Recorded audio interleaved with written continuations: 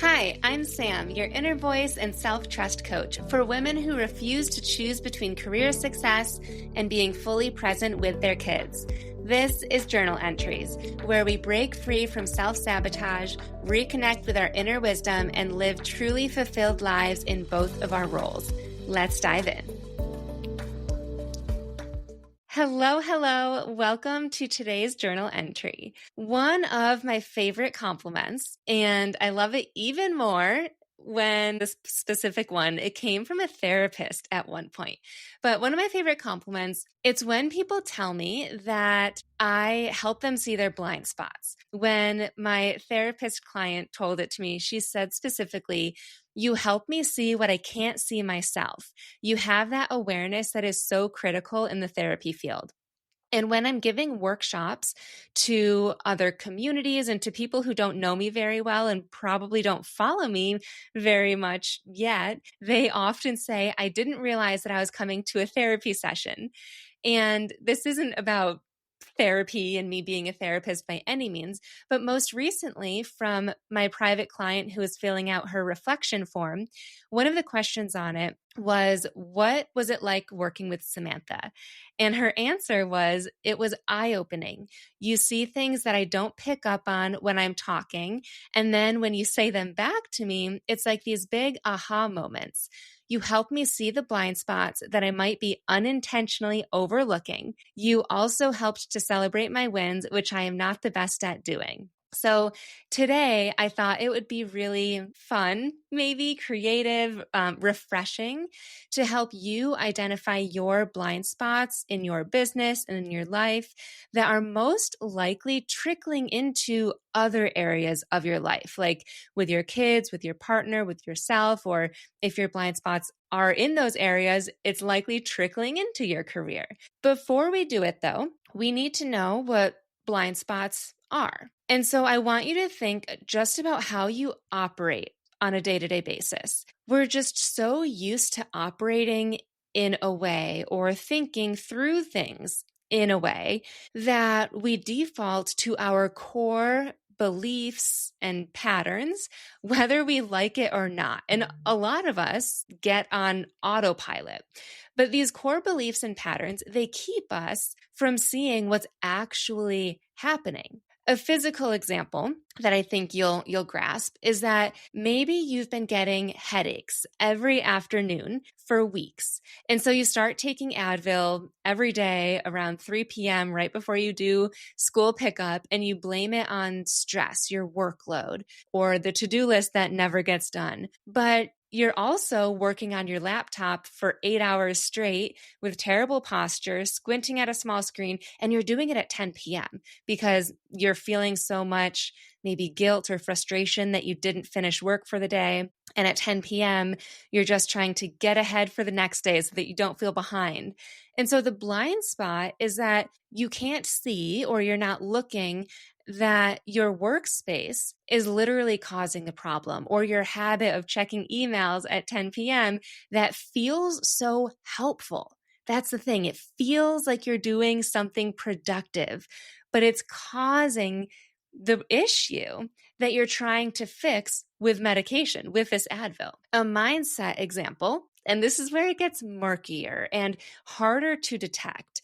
And that's what we're going to be working on after this. And honestly, this is my expertise. This is what I'm able to call out on my coaching calls. So imagine this. You keep saying that you want to scale your business, to grow, right?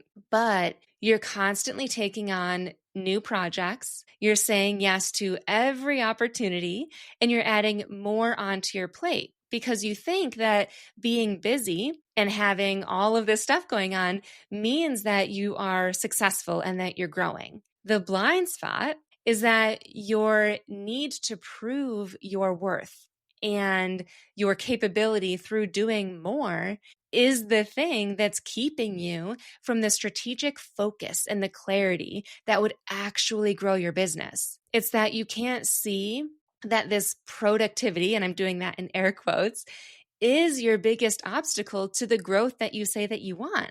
And that gets in your way. So recognizing these I'm smiling because it's like once you notice this, it's just so enlightening and it gives you so much clarity. And it's like, oh my God, like, duh, no wonder. Like now you can move on. So, anyways, recognizing what these blind spots are, which is not only intellectually understanding that something exists, like, well, yeah, I probably do have these blind spots as I'm saying it. That's the first step. But having somebody else help you see them, which is actually identifying the specific pattern in real time, not just journaling and noticing that you did it last week or your entire life, but like in real time, that's what's necessary to break free from them. And it's totally possible. It's what I do in my coaching, and it's the first step that we're doing today. The most common blind spots that I see first is controlling the outcome. I have a whole episode on this. It's episode 180. So I will link that in the show notes for you. But maybe me just saying that, some of you are raising your hands or nodding your heads and like, yes, I try to control the outcome, whether that be your kids trying to get their shoes on and out the door in the morning, or how a certain project works out, or how your employees are behaving at work, or whatever it might be. Number 2 is controlling how others see you. So examples of this is, like I just mentioned, saying yes to projects because, and this is the blind spot that you might not be seeing, it's saying yes to those projects because you want to be viewed as a woman who can handle it all. You might not know that, but deep down, that's what it is. Or realizing that you have a schedule conflict, but trying to make both things work so that someone else isn't disappointed. I have a perfect example of this. So my son has been doing so amazing at daycare drop-off, or not daycare anymore, pre-K drop-off at the Montessori program. For whatever reason, today it took 45 minutes again. And whatever, it happens. He's maybe going through something. But today I was scheduled to record a podcast episode on somebody else's podcast. And so with drop off taking 45 minutes, I would have had to come home, and the only thing that I would have time for is to record an episode on this other person's podcast. And as I was driving home, I felt so much resistance because I was excited to at least have 30 minutes for my own business, and then to record with this other woman, and then to have a little bit of time for myself. And drop off just cut directly into all of that. And I knew I in fact asked myself, is recording an episode for this other person worth being the only thing that I do today for my business when I at least don't have a child interrupting me? And instantly I said, no, there's other more important things. And so instead of me trying to do it all and trying to squeeze in one thing for me and then recording for her, I texted her and I said, hey, sorry, this is the situation. We have to reschedule. But a lot of people, women especially, try to make it work so that somebody else isn't disappointed. Another example, signing your kids up for activities because you want to make sure that, yes, your kids are involved, but also that other parents see that your kids are involved. Not actually because your kid is interested in that thing or because you have the capacity or the time or the energy for it, which you likely don't, if we're being honest. The third example and last example that I see very often is trying to control your busyness. What I mean by this is over-explaining your business decisions or your busy calendar to your partner or to your family because you think that it will help them understand your choices and why you're so busy, why you've got so much going on. But really, you're trying to control their support or their approval and remove your own guilt around why you work so much, around why you might be on your phone, around why you're checking those emails in bed, instead of standing on the fact that you're running a successful company. Instead of trying to actively reduce your busyness or just trying to be present in the moment and leave that busyness at work at 5 p.m. and not bring it home with you. There is a way to do these things. So to take on the projects, to coordinate your schedule in a way that works for you, and reducing how busy you are so that you can have more present time with your family and feel good about it because it's stemming from your internal values and desires. And that's the difference between having these behaviors and actions. It's kind of the same thing, but having that and doing these things with a blind spot, and then having and doing these things because you want to do them. And it's stemming from an internal value and desire. But we can't get there without spotting your own unique blind spot. And identifying these blind spots is my favorite part because I will catch my client talking and clear as day, I'm able to hear the root belief that their subconscious isn't allowing them to see. And often it's because you're just in the zone. You just see your to-do list and you're like, I don't have time to stop and think about this. I just have to cross this off so that I can do the next thing. And so today, right now, we're going to dig into it. I'm going to help you self-diagnose your own blind spot without hiring me as your coach. So pick an area where you feel frustrated, stuck, insanely overwhelmed, any of those areas. Okay? Do you have it? Now ask yourself, what am I doing or not doing? Because it's what I think I should do. And what is the ripple effect? And I'll give you an example. I love examples.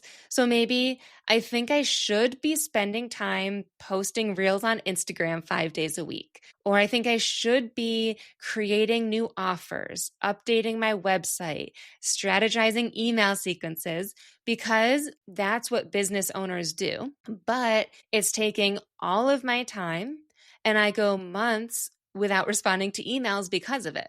Another example. I think I should be training my employees, putting out the fires that get put on my desk every day and cross off every to-do list item. And it's leaving me exhausted with no extra time in my day. These examples that I'm giving you, by the way, are from 2 of my clients. And so I'm going to ask you these questions and then use their examples throughout. The next question, once you have the ripple effect and what it is that you think that you should do, why is this pattern bothering you so much? So for that first client, it's because she said, my inbox is full and I can never get ahead. I always feel behind. For the other client, she said, because it's not allowing me any space in my day to do what I love, which is those high-level projects. So why is this pattern bothering you so much? Next question, by not doing the thing that you want to be doing, what is this protecting you from? By the way, I will put these questions in the show notes. So if this is a lot to think about or you're driving or just not in a place to be journaling through this, maybe